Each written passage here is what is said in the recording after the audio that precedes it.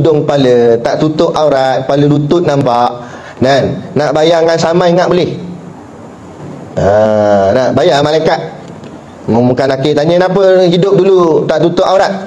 Saya bayarlah, saya bayar berapa? 300 lah, mandatory. Bayar. Nah, duit banyak pun tak ada. Hatta agung sultan tak kira siapa, raja, anak raja tak kira siapa, tak tutup aurat, tanggung. Tu baru cerita tak tutup aurat, belum cerita bab lain lagi. Cerita bab tak semayang, tak itu, tak ini, melawan hukum Allah, perintah Allah. Itu.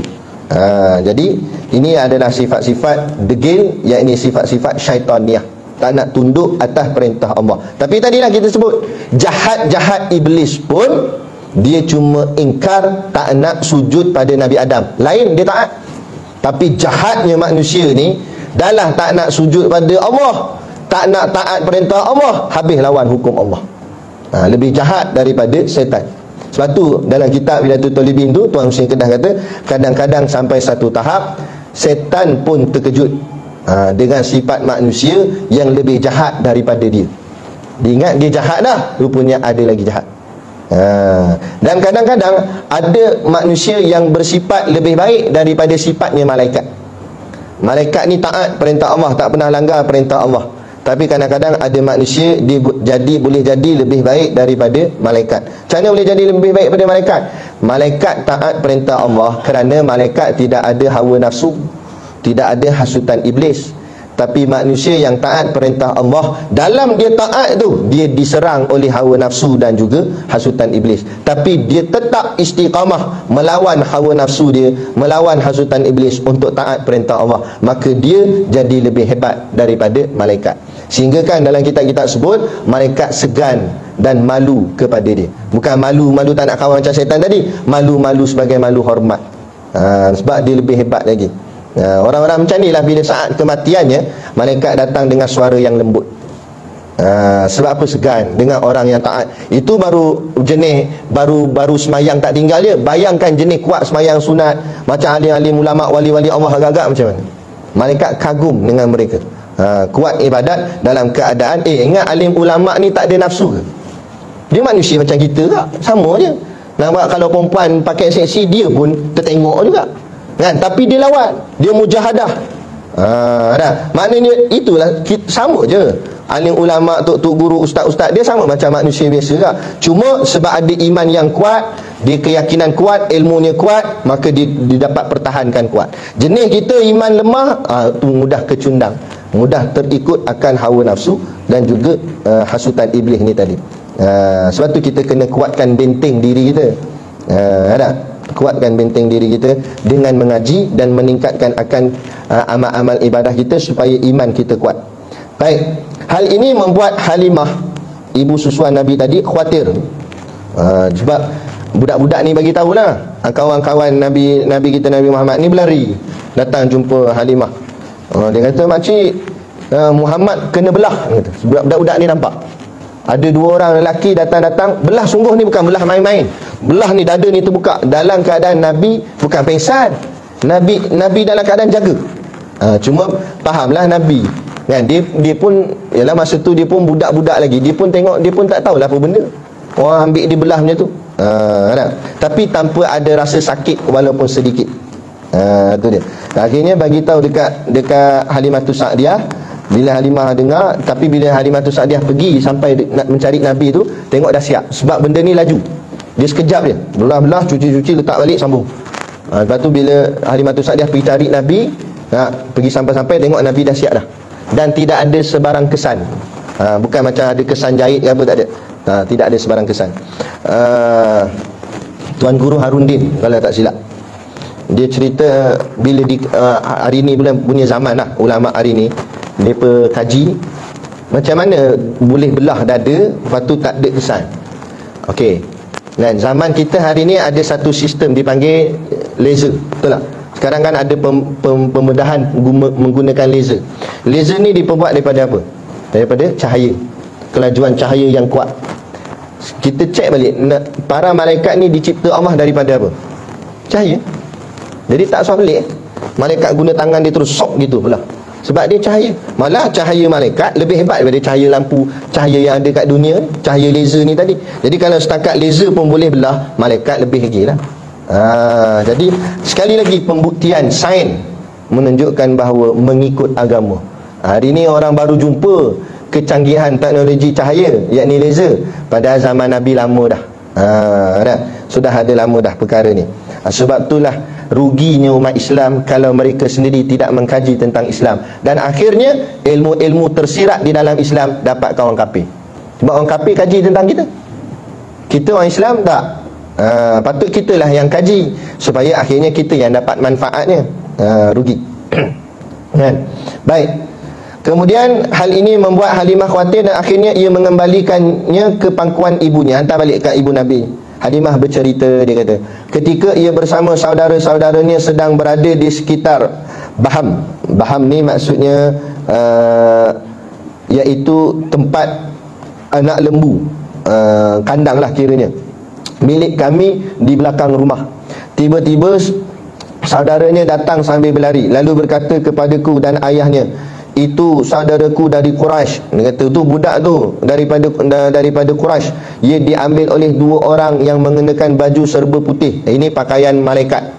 Pakaian malaikat ni mereka suka memakai baju jubah warna putih dan berserban putih. Ini pakaian yang disukai oleh malaikat Jibril. Seperti ini juga diceritakan suatu malaikat Jibril menemui Nabi di Gua Hira untuk menghantar wahyu, pun pakaiannya serba putih. Sebab tu ahli sufi, alim-alim ulama yang mengikut aliran tasawuf, mereka suka memakai pakaian putih kerana meniru akan pakaiannya para malaikat. Gitu. Dan ia diambil oleh dua orang yang mengenakan baju serba putih. Lalu dua orang itu menidurkannya terlentang. Maksud menidurkannya, membaringkan Nabi secara terlentang dan membelah perutnya, lalu memasukkan kedua tangannya ke dalam perut saudaraku itu. Lalu aku dan ayahnya pun bergegas menuju ke tempat itu, dan kami dapati wajahnya berwarna seperti warna tanah. Kemudian aku dan ayahnya memeluknya. Maksudnya sampai-sampai tengok dah siap dah, tak ada. Dan Nabi ketika itu agak pucat wajahnya. Yalah, terkejut juga kan. Nabi pun tak tahu apa-apa. Kemudian aku dan ayahnya memeluknya, dan kami tanyakan keadaannya. Apa yang terjadi padamu, wahai anakku sayang? Ia menjawab, ada dua orang mendatangiku, dan keduanya mengenakan pakaian putih. Lalu salah satu dari keduanya berkata kepada yang lainnya, benarkah itu anaknya? Lalu yang satu lagi menjawab, ya benar. Kemudian keduanya langsung mengambilku, lalu membaringkanku dan membelah perutku. Lalu keduanya mengambil sesuatu dari dalam perutku, lalu membuangnya, tapi aku tidak tahu apa itu. Nabi memang waktu ni umur dah 4 tahun, Nabi dah pandai bercakap dah petah berkata-kata. Jadi bila ni ibu Halimah pun Halimatus Sa'diyah ni tanyalah pada Nabi apa yang berlaku. Nabi pun cerita balik kan. Nabi kata ada dua orang lelaki datang dia dan belah dia. Nabi tak boleh nak lawan kan, sebab dia budak lagi waktu tu. Jadi ikut sajalah. Nabi pun tak tahu apa. Mana nak tahu, Nabi pun tak tahu dia bakal menjadi Nabi waktu tu lah. Sebab waktu kecil lagi dia pun tak tahu. Cuma benda-benda pelik lah berlaku. Jadi membaringkanku dan membelahku. Yang cerita kata malaikat berdua ni tanya. Ni cerita ni sama macam cerita Isra' Mi'raj. Dan satu malaikat tanya kepada satu lagi malaikat, iaitu malaikat Jibril lah, yang mana satu budak ni, sebab ramai budak. Lepas tu kata malaikat Jibril yang tu, tunjuk Nabi Muhammad. Lepas tu dia tanya, benar ke ini budaknya? Ya benar. Sebab melihat pada sifat, nak ceritanya di sini para malaikat pun tak tahu. Cuma diberitahu oleh Allah sifat Nabi Muhammad ni macam ni. Jadi dia turun ke bumi, dia kena cari. Cari tengok sifat Nabi. Dia nampak. Sebab Nabi Muhammad ni daripada kecil sudah nampak akan sifat-sifatnya. Itu yang disebut oleh ulama sebagai irhas. Kalau setelah dewasa menjadi Nabi, itu dipanggil mukjizat. Tapi sebelum dilantik menjadi Nabi, yakni semasa kecilnya, itu dipanggil irhas. Perkara-perkara pelik yang berlaku ke atas orang yang bakal dilantik menjadi Nabi. Perkara pelik. Contohnya awan ikut. Nabi sejak kecil lagi, Nabi jalan mana, awan ikut lindung, redup aja. Dan Nabi sejak kecil lagi tidak ada bayang-bayang. Kita semua ada bayang-bayang, Nabi tak ada bayang-bayang. Lagi wajah Nabi bercahaya walaupun dari kecil lagi. Itu semua tanda-tanda kenabian. Walaupun waktu tu Nabi belum lagi dilantik menjadi Nabi. Wajah yang tampan, comel, cantik, Dan Nabi tak pernah dihinggap lalat. Walaupun katalah macam bangun-bangun pagi Nabi belum mandi, tak ada bau busuk pada badannya Nabi, sehingga tidak ada seekor lalat pun pernah hinggap di atas badannya Nabi. Kita bangun pagi jenuh kan, macam-macam bau lah kan, itu kita kan. Itu beza mereka yang dipilih oleh Allah untuk menjadi kekasihnya, iaitu Nabi kepada Allah Subhanahu wa taala. Itu cerita tentang pembelahan dada baginda Nabi sallallahu alaihi wasallam. Secara ringkas lah tu. Nak mengaji lebih dalam ada lagi kitab dia, tapi kitab tu lebih tebal lagi lah. Baik, terus kita pergi ke tajuk yang seterusnya, iaitu wafatu ummihi. Wafat kematian lah. Ummihi, bunda Nabi sallallahu alaihi wasallam, yakni ibunya Nabi. Jadi faham cerita kita ni, Nabi lahir disusukan oleh maknya Nabi, kemudian Suwaibah al-Aslamiyah, hamba kepada Abu Lahab, kemudian barulah dihantar kepada Halimatus Sa'diyah sampai umur Nabi 4 tahun. Dan waktu ni mak Nabi ada lagi, sehinggalah 4 tahun tu peristiwa pembelahan dada menyebabkan Halimatus Sa'diyah takut, dia hantar balik Nabi ni kepada mak dia. Jadi di waktu kecil ni selama 4 tahun tu Nabi banyak duduk dengan mak ibu susuan Nabi sendiri, iaitu Halimatus Sa'diyah. Okey, faham keadaan cerita tu. Baik, kemudian seterusnya, tuwfiyat ummuhu sallallahu alaihi wasallam wa huwa fi sadisati min umrihi wa hiya raji'atun minal Madinah. Tuwfiyat, ibunya meninggal dunia, ummuhu sallallahu alaihi wasallam, meninggal dunia iaitu ketika dalam perjalanan pulang dari Madinah. Mak Nabi meninggal sewaktu mak Nabi balik daripada Madinah. Ketika itu baginda berumur 6 tahun. Waktu tu umur Nabi 6 tahun. Maknanya masa pulang balik daripada Halimatus Sa'diyah kepada ibu Nabi, waktu tu umur 4 tahun. Jadi berbaki 2 tahun Nabi duduk dengan maknya sendiri. Kemudian satu peristiwa berlaku di mana mak Nabi pergi ke Madinah. Kenapa mak Nabi pergi Madinah? Mak Nabi pergi ke Madinah sebab nak ziarah kubur ayah Nabi. Kubur ayah Nabi ada di Madinah, tapi Arab Saudi hari ni dah padamkan, sehingga kita tak tahu di mana kubur ayah Nabi. Setengah pandangan ulama kata di sekitar dataran tempat kita semayang tu, tapi di belah luar. Dia ada satu gate tu, saya tak ingat gate nombor berapa, kawasan situ. Tapi dah dulu sebenarnya Masjid Nabawi, siapa yang pernah pergi umrah, yang dikatakan Masjid Nabawi sebenarnya yang dalam Raudah tu saja, yang kapet warna hijau tu. Besar tu je Masjid Nabi tu. Kemudian beredar zaman ni, kemudian dikembangkan, dibesarkan lagi sampailah macam yang ada kita nampak hari ni. Dan sebenarnya keliling Masjid Nabawi tu penuh dengan bangunan, sebenarnya penuh dengan rumah. Rumah Abu Ayyub Al-Ansari ada situ, rumah sahabat-sahabat Nabi lah, makam ayah Nabi ada situ. Tapi biasalah kerajaan yang memerintah, kemudian selepas tu banyak mula dah robohkan sana dan diratakan. Akhirnya jadi dataran kosongnya tu, sehingga kan fakta-fakta sejarah dah terkubur macam tu saja, kita pun tak tahu. Dan akhirnya hari ni, minta maaf cakap, kita mengerjakan umrah sekadar pergi dan balik. Memanglah kita buat ibadat, kita semayang, tapi kadang-kadang kita tak dapat ruh tu, kita tak dapat kefahaman. Sebab apa? Sebab kita pun tak tahu. Silat-silat hari bulan, ustaz yang bawa tu pun, mutawif tu pun, dia pun tak tahu. Ataupun ni memang dia tak cerita apa kat tempat ni ada apa, sini ada apa. Padahal setiap langkah kita berjalan di Mekah dan Madinah ni penuh dengan sejarah Rasulullah SAW. Betul tak? Sebab Nabi hidup di situ, Nabi berjalan di situ, kawasan tu tempat pernah Nabi lalu, sahabat lalu, apa sebagainya, mana rumah sahabat, rumah semua ada. Cuma semuanya itu dah dipadam, dah dirobohkan, sehingga kita pun tak tahu. Sehingga kan kita pergi ni kosong saja. Kalau pergi buat ibadat betul-betul boleh tahan kira gak, balik dapat gak banyak pahala. Tapi kalau pergi sana round atas bangunan, menara jam apa semua tu, dicari cerik lah. Nak cari cerik sini pun ada cerik kan, gagah nak pergi beli sana. Dia ingat made in Mekah, made in China gak, sama kan. Cuma belinya di Mekah kan. Cari jubah tak apalah lagi kalau nak ikut sunnah Nabi. Tapi ialah jadi bershopping saja. Akhirnya itu bukan mengerjakan ibadah, tapi jadi macam percutian. Jadi nak melancong pula lah. Ya kan? Baik. Jadi ibu Nabi pergi ke Madinah kerana nak ziarah kubur suami dia, yakni kubur ayah Nabi. Sebab ayah Nabi dikuburkan di situ. Ketika itu umur Nabi 6 tahun. Jadi kita boleh bayangkanlah keadaan Nabi waktu tu 6 tahun. Dan orang Arab ni badan mereka besar sikit daripada tempat kita. Jadi 6 tahun, jangan samakan 6 tahun Melayu ni. 6 tahun kita nampak kecil, 6 tahun Arab dia besar sikit. Baik.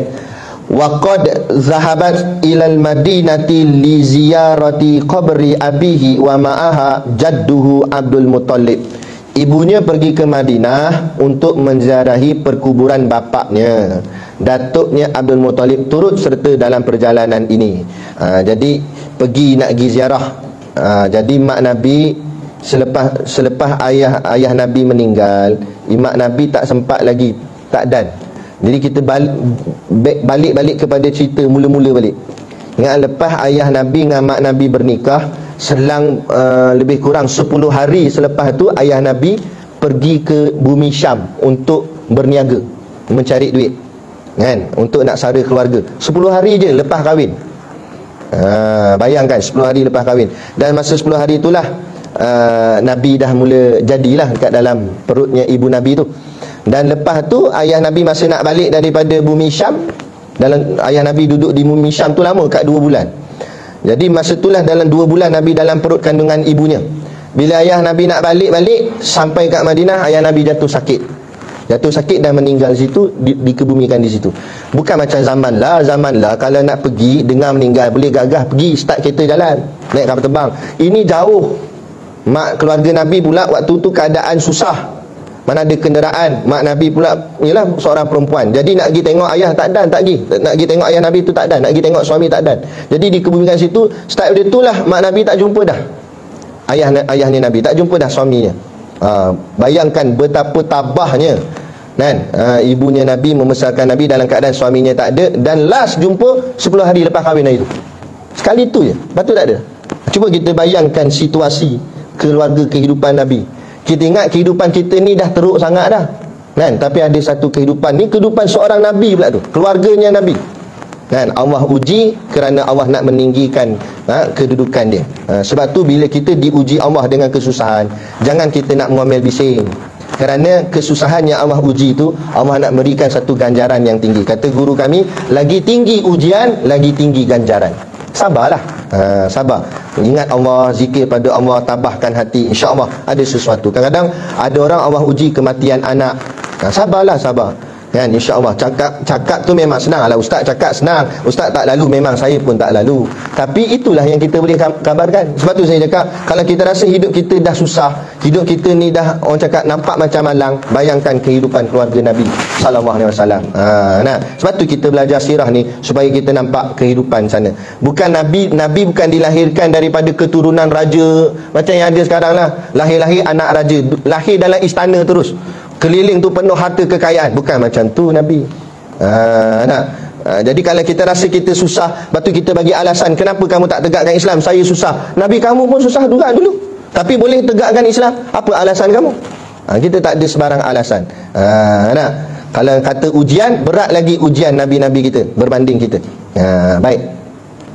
Jadi itu perjalanan Nabi. Dan yang ikut serta waktu tu ialah atuk Nabi, iaitu Abdul Muttalib. Sebab atuk Nabi yang tahu di mana kuburnya ayah Nabi tu. Jadi waktu nilah, dan sebab pun anak pun dah mula besar, barulah ibu Nabi nak pergi tengok kubur suaminya. Baru nak pergi tengok setelah berapa tahun? 6 tahun. 6 tahun, Allahu Akbar. Dan Nabi pun pergi nak tengok kubur ayah Nabi. Dan sedang Nabi sendiri tak pernah melihat wajah ayahnya. Sebab Nabi tu mana sempat. Ayah Nabi meninggal dalam keadaan Nabi berada dalam perut kandungan ibunya. Dapat tengok kuburnya saja. Tu. Kemudian datuk Nabi Abdul Muttalib turut serta dalam perjalanan ini. Dan selepas balik itulah ibu Nabi pula meninggal dunia. Ada yang berpendapat baginda bersama ibunya dan Ummu Aiman pergi ke Madinah. Selepas kewafatan ibunya, Ummu Aiman membawa baginda pulang ke Mekah. Ada satu pendapat lain kata ibu Nabi pergi dengan Ummu Aiman, bukan dengan atuk Nabi. Tak apalah, itu khilaf di kalangan alim ulama saja. Kemudian sambung ke muka surat 8. Waqad Wa qad dufinat bil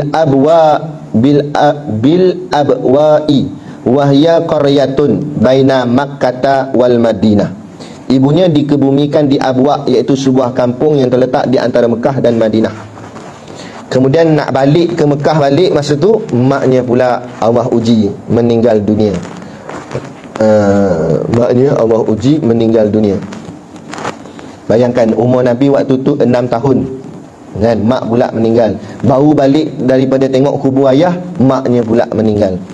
Ada di mana, di sebuah tempat nama Abwa. Abwa ni antara jalan Mekah ke Madinah. So saya cakap sebenarnya tempat kita lalu masa buat umrah ada, cuma kita tak tahu. Bila tak tahu, jalan biasa je lah kan. Sebab kubur mak Nabi ni ada lagi sampai hari ni, tetapi tidak ada sebarang dinding, tak ada sebarang tanda. Dia hanya tanah lapang gitu. Cuma adalah orang letak batu kat tepi keliling sikit situ, mana yang tahu. Dan kawasan tu dipagar, kita tak boleh nak masuk. Arab Saudi tak bagi. Kalau ada kabel dalam, ada orang kampung situ boleh masuk, boleh lah kan. Tapi memang tak boleh nak masuk. Tu saya pun pelik juga, tak tahu kenapa Arab Saudi buat macam tu.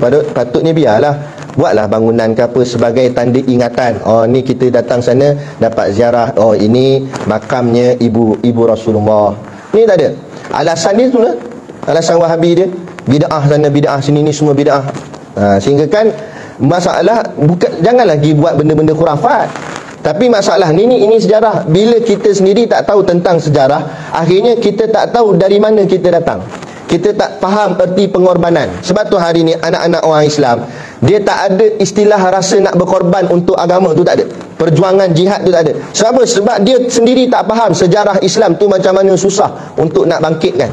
Macam mana kehidupan Nabi, macam mana dia nak rasa sayang pada Nabi. Kehidupan Nabi pun dia tak tahu. Dia tak tahu siapa mak Nabi meninggal waktu umur berapa, apa semua dia tak tahu.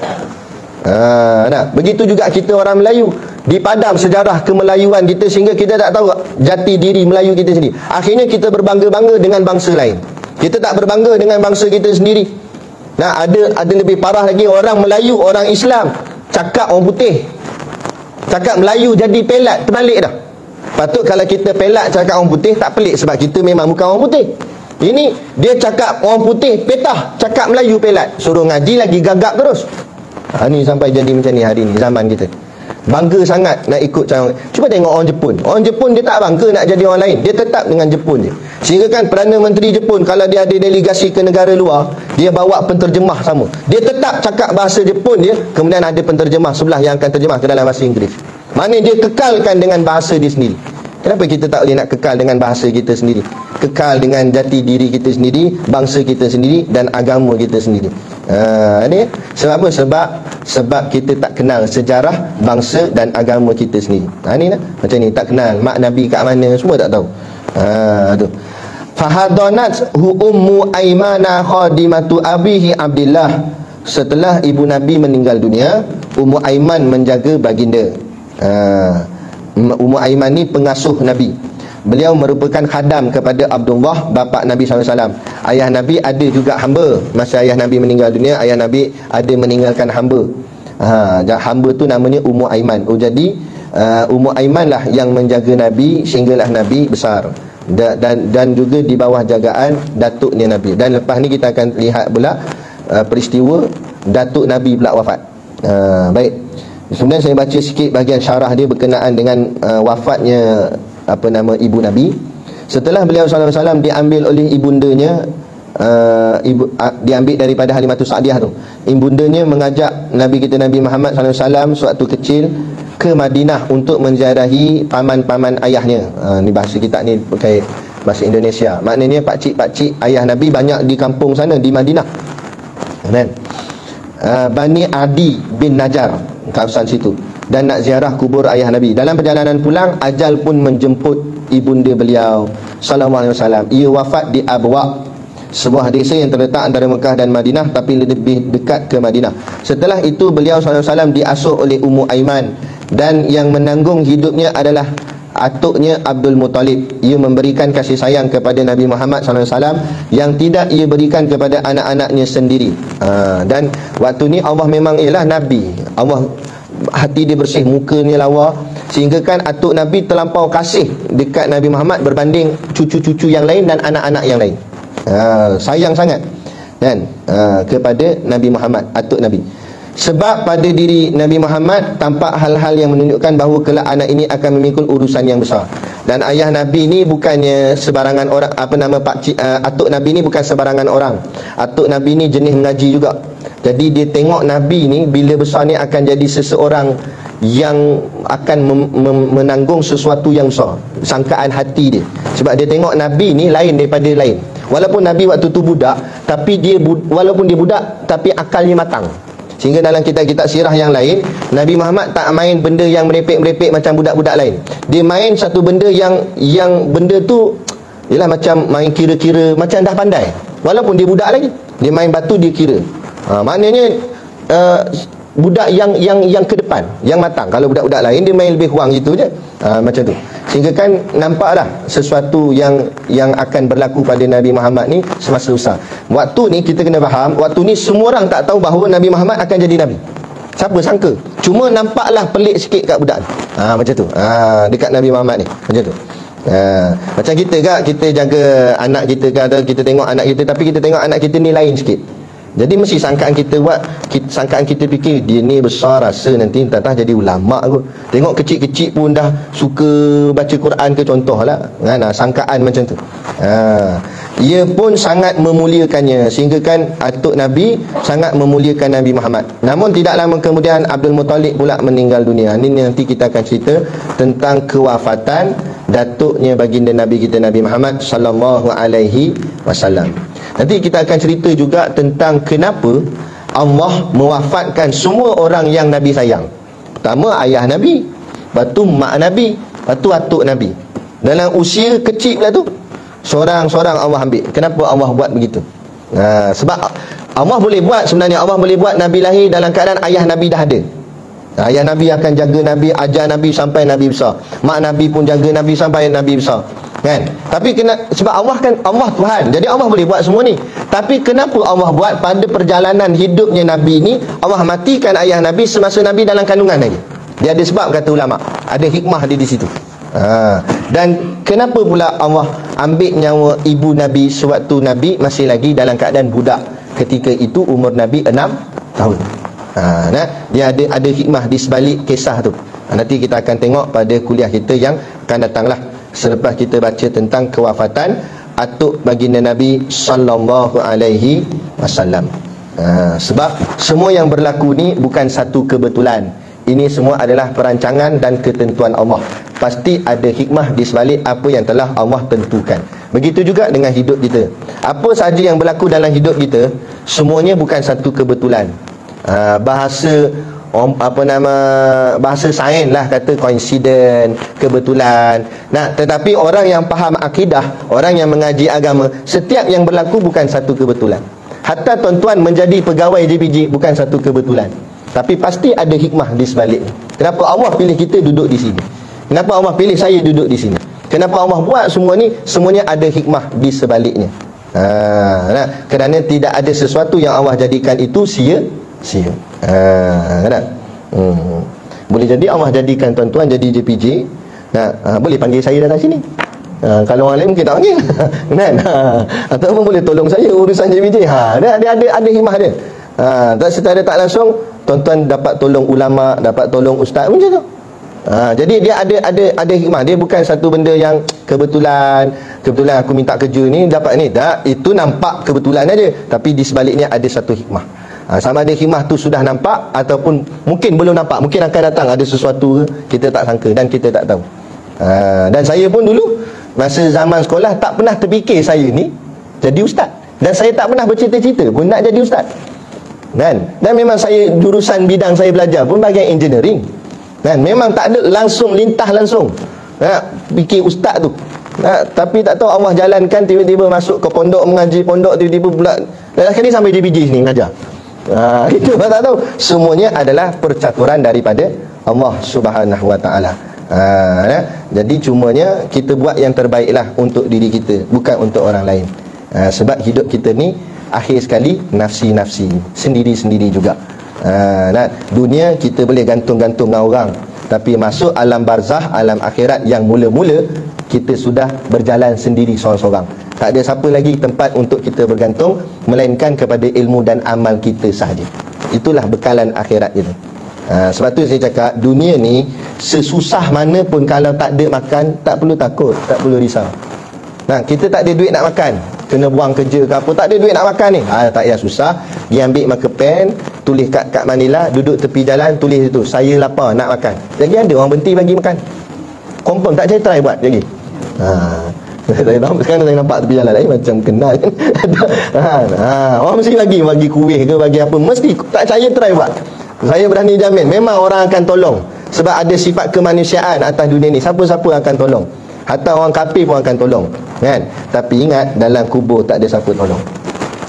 Dalam kubur kita, malaikat tanya marah buka, saat nak tulis malaikat ni kat Manila, dia pun keluar daripada kubur, tolong saya marah buka, apa jawapan? Dengan tukang-tukang gali kubur lari, tinggal cangkul. Tak ada siapa dah boleh tolong waktu tu.